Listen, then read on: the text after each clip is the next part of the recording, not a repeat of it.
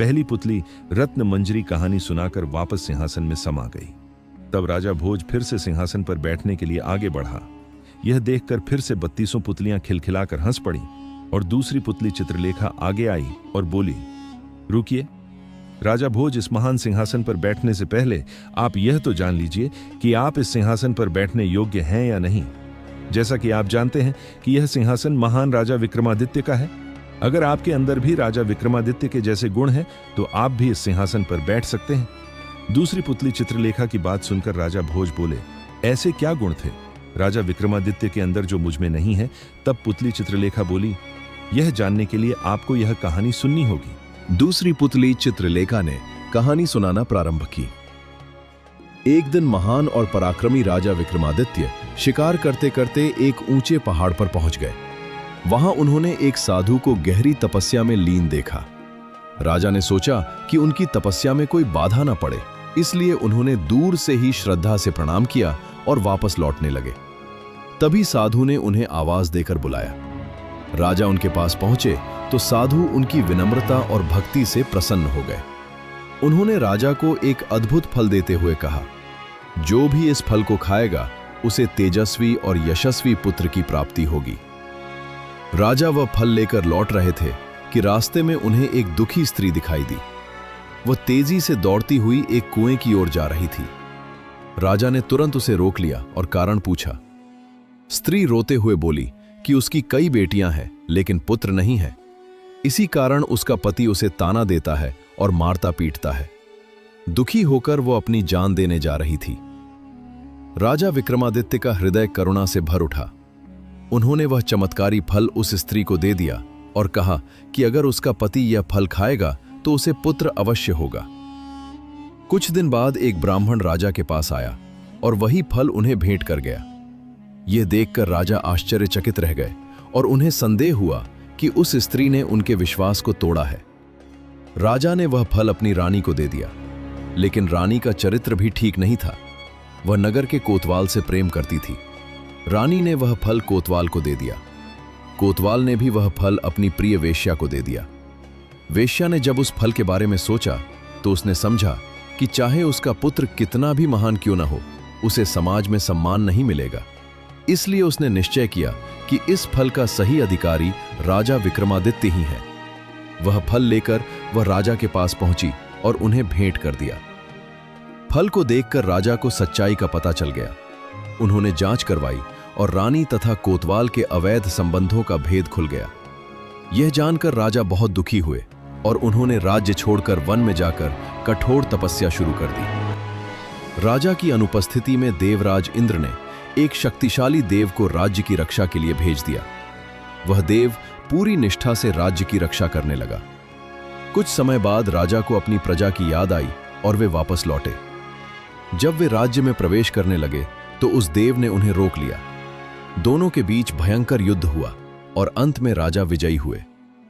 देव ने उन्हें पहचान लिया और बताया कि उनका एक पुराना शत्रु योगी बनकर सिद्धि प्राप्त करने की कोशिश कर रहा है और वह राजा को मारने का प्रयास करेगा। राजा ने सावधानी बरतते हुए राज्य का कार्य संभाल लिया। कुछ समय बाद वही योगी दरबार में आया और उसने एक फल दिया जिसमें से कीमती लाल निकला। उसने बदले में राजा से सहायता मांगी। राजा उसके साथ श्मशान पहुंचे। वहां योगी ने बताया कि एक पेड़ पर बेताल लटका है और उसे अपनी सिद्धि के लिए बेताल चाहिए। राजा बेताल को उतार कर लाने लगे, लेकिन बेताल बार बार उड़ जाता और पेड़ पर लौट जाता। ऐसा 24 बार हुआ। हर बार बेताल राजा को एक कहानी सुनाता और प्रश्न पूछता। 25वीं बार बेताल ने राजा को सच्चाई बता दी कि योगी उन्हें धोखा देकर उनकी बलि देना चाहता है। राजा तुरंत समझ गए और सावधान हो गए। जब योगी ने उनसे देवी के सामने सिर झुकाने को कहा तो राजा ने चालाकी से उससे पहले स्वयं करके दिखाने को कहा। जैसे ही योगी झुका, राजा ने उसकी गर्दन काट दी। इससे देवी प्रसन्न हुई और उन्होंने राजा को आशीर्वाद दिया। साथ ही 2 बेताल सेवक भी दिए जो उनके स्मरण करते ही सेवा में उपस्थित हो जाते थे। राजा विक्रमादित्य देवी का आशीर्वाद लेकर प्रसन्नता से अपने महल लौट आए और न्यायपूर्वक राज्य करने लगे। कहानी सुनाकर दूसरी पुतली चित्रलेखा ने राजा भोज से प्रश्न किया, बोलिए राजा भोज, क्या आपके आनंदन है ऐसी क्षमता कि आप एक पल में अपना पूरा राजकाज छोड़कर जंगल में साधना के लिए निकल जाओ? क्या है आपके अंदर इतनी शक्ति कि आप इंद्रदेव के द्वारा भेजे गए शक्तिशाली देव को युद्ध में परास्त कर दें? क्या है आपके अंदर इतनी भक्ति कि आपको भी देवी बेताल जैसे सेवक प्रदान करे? पुतली की बात सुनकर राजा भोज निरुत्तर हो गए। पूरी राज्यसभा में सन्नाटा छा गया। निरुत्तर राजा भोज को देखकर दूसरी पुतली सिंहासन बत्तीसी में समा गई। राजा भोज के पास बोलने के लिए कुछ नहीं था। वो मन में सोचने लगे कि सच में राजा विक्रमादित्य कितने महान और शक्तिशाली राजा थे। उनके अंदर इतने गुण थे कि उनके सामने मनुष्य के साथ साथ देव भी नतमस्तक थे। पर अब तो वो नहीं है, और अब मैं शक्तिशाली राजा हूं तो मैं इस सिंहासन पर बैठूंगा। इतना सोचकर राजा भोज फिर से सिंहासन की ओर बढ़े। तभी सिंहासन की 32 पुतलियां फिर से खिलखिलाकर हंस पड़ी और सिंहासन तीसरी पुतली चंद्रकला सिंहासन से बाहर आई और राजा भोज से बोली, रुक जाइए राजा भोज, इस सिंहासन पर बैठने से पहले यह सिद्ध कीजिए कि आप इस सिंहासन पर बैठने के योग्य हैं। आपके अंदर भी महान राजा विक्रमादित्य के जैसे गुण हैं, तभी आप इस सिंहासन पर बैठ सकते हैं। राजा भोज ने पूछा, मेरे अंदर कैसे गुण होने चाहिए? तब तीसरी पुतली चंद्रकला ने कहा, यह जानने के लिए आप राजा विक्रमादित्य के जीवन से जुड़ी ये कहानी सुनिए। तीसरी पुतली चंद्रकला ने कहानी सुनाना प्रारंभ की। एक समय की बात है, पुरुषार्थ और भाग्य के बीच विवाद हो गया। दोनों यह साबित करना चाहते थे कि उनमें से कौन बड़ा है। पुरुषार्थ बोला, मेहनत के बिना कुछ भी संभव नहीं है। जो भी सफलता मिलती है वह परिश्रम का फल होती है। भाग्य मुस्कुराकर बोला, नहीं, जो कुछ भी मिलता है वह सब किस्मत से मिलता है। मेहनत का कोई महत्व नहीं है। उनका यह विवाद इतना बढ़ गया कि वे देवराज इंद्र के पास पहुंचे। इंद्र ने दोनों की बातें सुनी, लेकिन वे भी उलझन में पड़ गए। अगर वे भाग्य को बड़ा कहते तो मेहनत करने वालों के उदाहरण सामने आ जाते, और अगर पुरुषार्थ को बड़ा कहते तो वे लोग सामने आते जिन्हें बिना मेहनत सब कुछ मिला था। अंत में इंद्र ने कहा, इस समस्या का समाधान केवल राजा विक्रमादित्य ही कर सकते हैं। पुरुषार्थ और भाग्य मानव रूप में राजा विक्रमादित्य के दरबार में पहुंचे और अपना विवाद सुनाया। विक्रमादित्य तुरंत निर्णय नहीं ले सके। उन्होंने दोनों से 6 महीने का समय मांगा और कहा कि वे तब तक प्रतीक्षा करें। राजा विक्रमादित्य गहराई से सोचने लगे। वे भेष बदलकर आम लोगों के बीच गए, कई राज्यों में घूमे, लेकिन उन्हें संतोषजनक उत्तर नहीं मिला।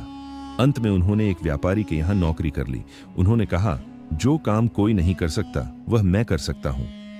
कुछ दिनों बाद व्यापारी जहाज लेकर व्यापार के लिए निकल पड़ा। विक्रमादित्य भी उसके साथ थे। अचानक समुद्र में भयंकर तूफान आ गया।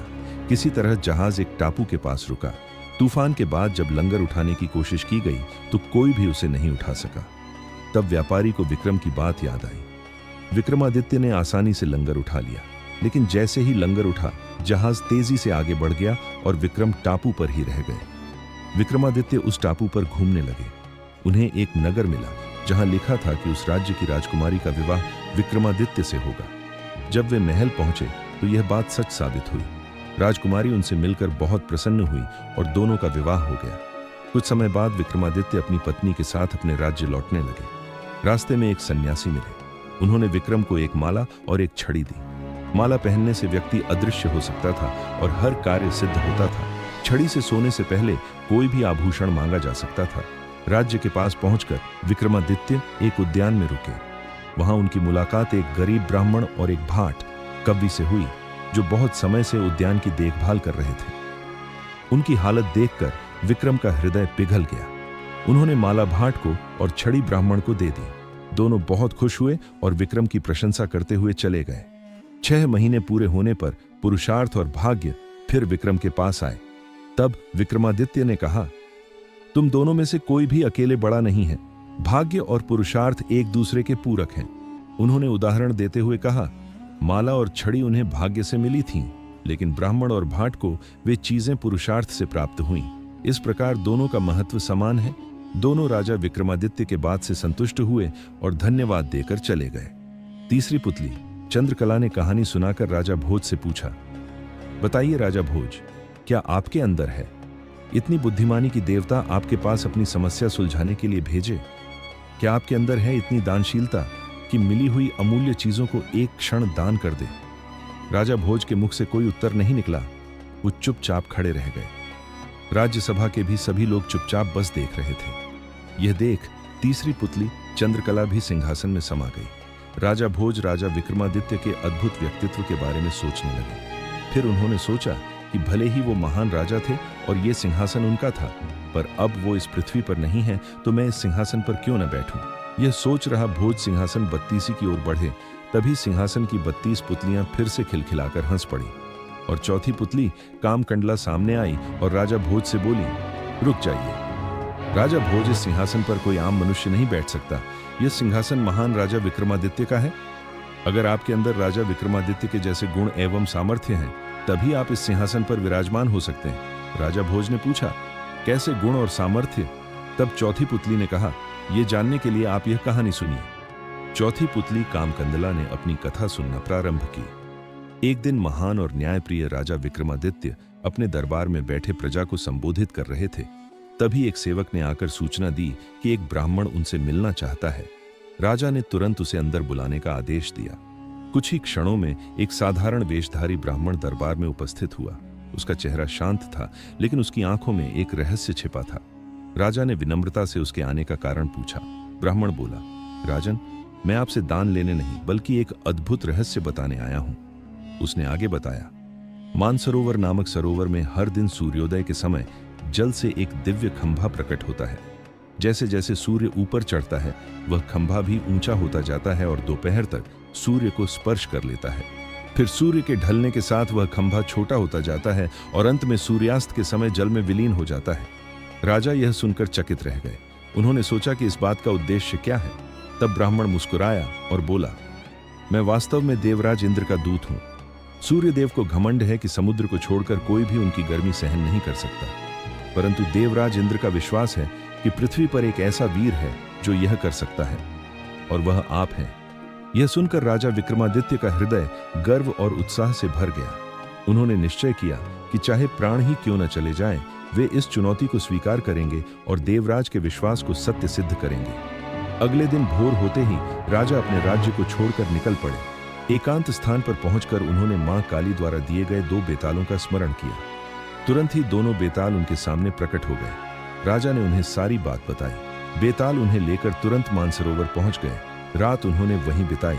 जैसे ही सूर्योदय हुआ, सरोवर के जल से एक चमकता हुआ खंभा निकल आया। राजा बिना देर किए तैरकर उस खंभे तक पहुंचे और उस पर चढ़ने लगे। जैसे जैसे सूर्य ऊपर चढ़ता गया, खंभा भी ऊंचा होता गया। राजा विक्रमादित्य साहस के साथ उस पर चढ़ते रहे। सूर्य की तेज गर्मी से उनका शरीर जलने लगा, लेकिन उन्होंने हार नहीं मानी। दोपहर तक वे सूर्य के बिल्कुल निकट पहुंच गए।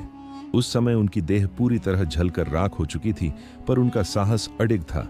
सूर्यदेव ने जब यह दृश्य देखा तो वे समझ गए कि यह कोई साधारण मनुष्य नहीं, बल्कि महान राजा विक्रमादित्य हैं। वे उनके साहस और त्याग से अत्यंत प्रभावित हुए। सूर्यदेव ने अमृत की बूंदों से उन्हें पुनः जीवित कर दिया और प्रसन्न होकर अपने स्वर्ण कुंडल उन्हें भेंट किए। उन कुंडलों की विशेषता थी कि वे किसी भी इच्छा को पूर्ण कर सकते थे। इसके बाद सूर्यदेव अपने रथ सहित अस्त की ओर बढ़ गए और खंभा धीरे धीरे छोटा होकर जल में विलीन हो गया। राजा विक्रमादित्य जल पर तैरते हुए किनारे पर पहुंचे। उन्होंने फिर बेतालों को स्मरण किया और वे उन्हें वापस उसी स्थान पर ले आए जहां से यात्रा शुरू हुई थी। राजा अपने महल की ओर पैदल चल पड़े। रास्ते में उन्हें एक गरीब ब्राह्मण मिला। उसने विनम्रता से राजा से वे स्वर्ण कुंडल मांग लिए। राजा विक्रमादित्य ने बिना एक पल सोचे वे दिव्य कुंडल उसे दे दिए। उनके चेहरे पर न कोई पछतावा था और न ही कोई हिचकिचाहट, केवल शांति और संतोष। चौथी पुतली कामकंडला ने कहानी सुनाकर राजा भोज से पूछा, बताइए राजा भोज, क्या आपके अंदर है इतनी शक्ति कि आप सूर्य देवता के ताप को सहन कर सके? है आपके अंदर इतना त्याग कि आप अपनी प्राण की परवाह किए बिना दूसरों की सेवा में अपना जीवन दे दें? क्या है आपके अंदर इतना दानशीलता कि देवताओं द्वारा भेंट की हुई वस्तु एक पल में बिना सोचे दान कर दें? राजा भोज के पास इस बार भी कोई उत्तर नहीं था। अब राज्यसभा में भी सभी की आंखों में सवाल और मुख पर चुप्पी थी। यह देख चौथी पुतली कामकंडला भी सिंहासन में समा गई और राजा भोज राजा विक्रमादित्य के शक्ति और दानशीलता के बारे में सोचने लगे। इसी तरह पूरा दिन बीत गया और राजा भोज ने घोषणा करवा दी कि वो कल इस सिंहासन पर बैठेंगे। सभा समाप्त हुई, पर सभी के मन में अलग सी बेचैनी दे गई। अब सभी को कल सुबह का इंतजार था। दोस्तों, सिंहासन बत्तीसी की कहानी का अगला भाग बहुत जल्द आपके सामने होगा और आप लोगों को यह भाग पसंद आया हो तो वीडियो को लाइक और चैनल को सब्सक्राइब जरूर करें। धन्यवाद।